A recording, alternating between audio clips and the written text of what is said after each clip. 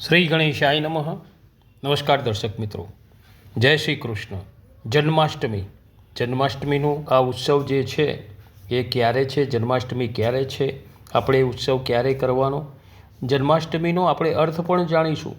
બીજું, જન્માષ્ટમીના દિવસે આપણે શું કરવું જોઈએ જેનાથી આપણને સારું પુણ્ય પ્રાપ્ત થાય, ભગવાન સાથે પ્રીતિ વધે, અને એ દિવસે આપણે શું ત્યાજવું જોઈએ કે એ દિવસે આપણે આ વસ્તુ ના કરવી જોઈએ, તે વિશેની આપણે સંપૂર્ણ માહિતી જોઈશું. તો સૌ પ્રથમ તો જન્માષ્ટમી ક્યારે છે, તો 26/8/2024ને સોમવારે શ્રાવણ સુદ અષ્ટમીના દિવસે આપણે જન્માષ્ટમી છે. બીજું, જન્મની અષ્ટમી, એનો અર્થ આઠમને દિવસે, અષ્ટમી એટલે આઠમ, જન્મ આઠમનો, અને વિશેષ નક્ષત્ર કયું, કૃષ્ણ પરમાત્મા જે પ્રાગટ્ય થયા એમનો જન્મ થયો એ રોહિણી નક્ષત્ર, પુણ્ય પવિત્ર શ્રાવણ માસ, શિવજીનો ભોળાનાથનો શ્રાવણ મહિનો, અને દેવકી અને વસુદેવના 8મા પુત્ર તરીકે એમનું પ્રાગટ્ય જે રાત્રે 12 વાગે મધ્યરાત્રિએ, એ દિવસે ચંદ્ર પણ 16 કળાએ ખીલી ઉઠે છે અને ચંદ્રને પ્રાધાન્ય આપ્યું છે. જ્યારે રામચંદ્ર ભગવાન એ સૂર્યવંશમાં એ હતા, જ્યારે કૃષ્ણ પરમાત્મા ચંદ્ર વિશે, કૃષ્ણચંદ્ર, તો આપણે કૃષ્ણ જન્મ તરીકે ઉજવીએ છીએ અને આપણે જન્માષ્ટમી કહીએ છીએ. તો ક્યારે કૃષ્ણ ઉત્સવ ઉજવવો આપણે, તો ભગવાન વિષ્ણુનું બાળ સ્વરૂપ છે. ભગવદ્ ગીતામાં 2જા અધ્યાયમાં કહ્યું છે ને, યદા યદા હિ ધર્મસ્ય ગ્લાનિર્ભવતિ ભારત.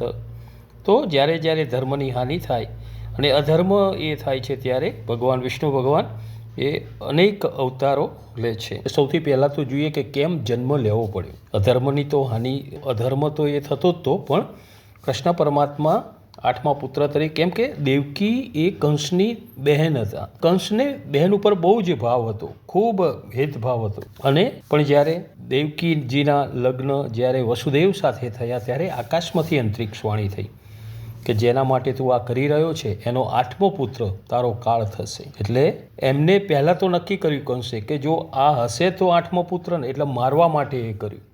પણ પાપ પૂરું ભરાયું ન હતું, એટલે તરત આવીને કીધું કે ભાઈ હજી તો 8મો પુત્ર એ છે ને, અને જે તને મારવાનો છે, તારો કાળ બનવાનો છે, એને તું મારજે.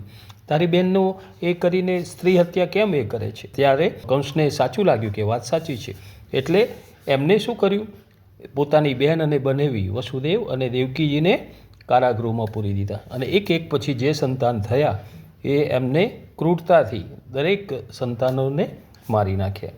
પરંતુ જ્યારે કૃષ્ણ પરમાત્મા 8મા સંતાન તરીકે જ્યારે એમનું પ્રાગટ્ય થયું, ત્યારે વસુદેવ વાંસની સાબડીમાં મૂકી અને માથે એમને મૂક્યા. કહેવાય છે કે જેના માથે બ્રહ્મ હોય ને, તો કોઈ પણ બીડીઓ રહેતી નથી, બધા બંધન છૂટી જાય છે.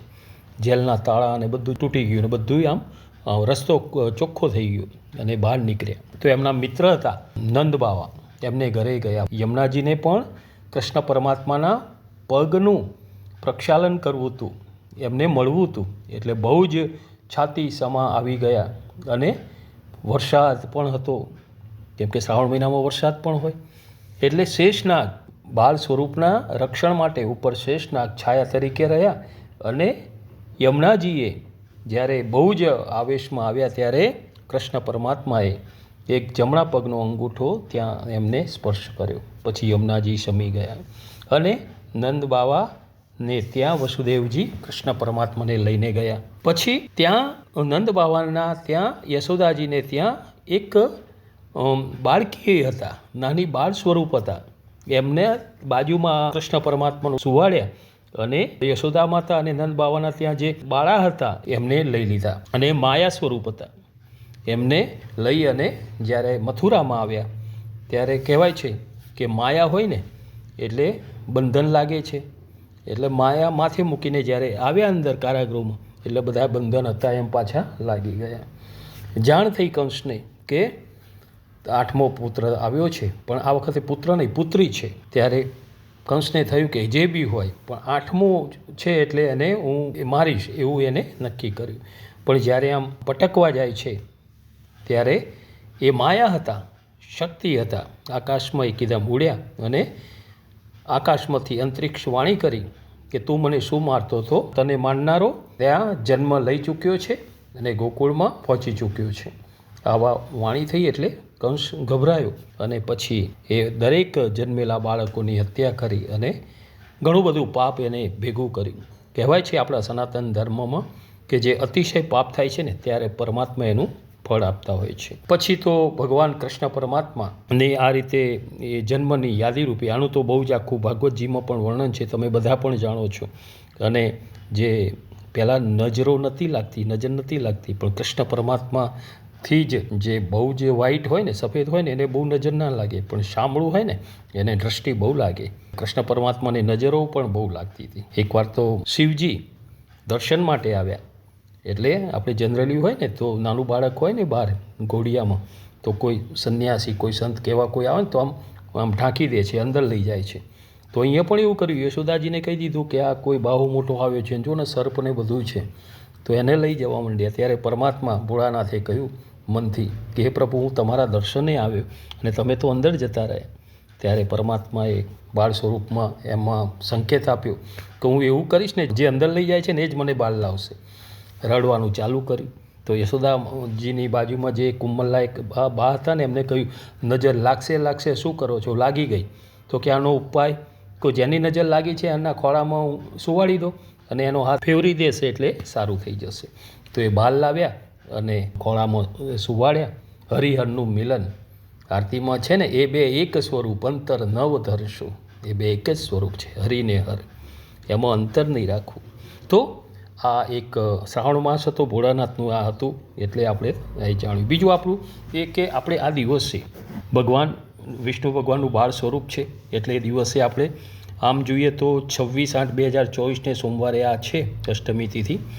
આઠમ જે છે ને અષ્ટમી, એ 25/8/2024 રવિવારે મધ્યરાત્રિથી જ આઠમ છે, 3:19 પ્રારંભ થાય છે અને સોમવારે સૂર્યોદય ભોગવે છે, એટલે આપણે એ દિવસ ગણવાનું. બીજું, રોહિણી નક્ષત્ર પણ બપોરના 3:54 પ્રારંભ થાય છે, જે બીજે દિવસે નોમના દિવસે બપોરના 3:37 સુધી રહેશે.